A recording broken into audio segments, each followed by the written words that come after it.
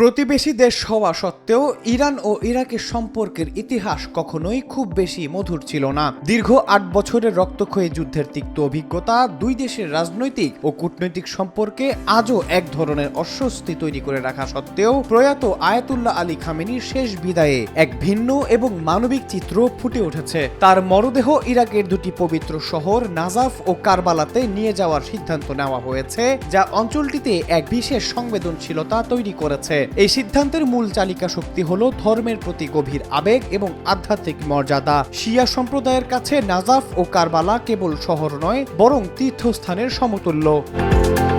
কারণ কারবালা হলো ইমাম হোসেন রাদিয়াল্লাহু আনহু এর শাহাদাতের স্মৃতি বিজড়িত পবিত্র স্থান, আর নাজাফ হচ্ছে মহানবী হযরত মুহাম্মদ সাল্লাল্লাহু আলাইহি ওয়াসাল্লামের জামাতা ইমাম আলী রাদিয়াল্লাহু আনহু এর মাজার সহ জ্ঞান গবেষণার প্রাণকেন্দ্র। আয়াতুল্লাহ আলী খামেনি শিয়াদের অন্যতম প্রধান ধর্মীয় নেতা হিসেবে বিশ্বব্যাপী সমাদৃত হওয়ায় ধর্মীয় ভাবগাম্ভীর্য রক্ষা এবং শিয়া অনুসারীদের শ্রদ্ধা নিবেদনের সুযোগ করে দিতেই এই বিশেষ যাত্রার আয়োজন করা হয়েছে।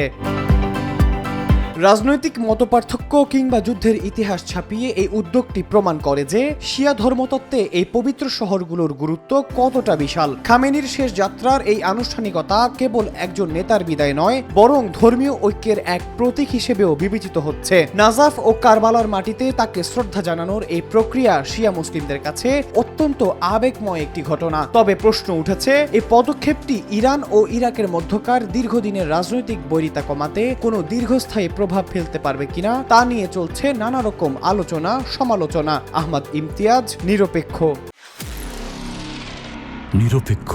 সত্য প্রকাশে আপোষহীন।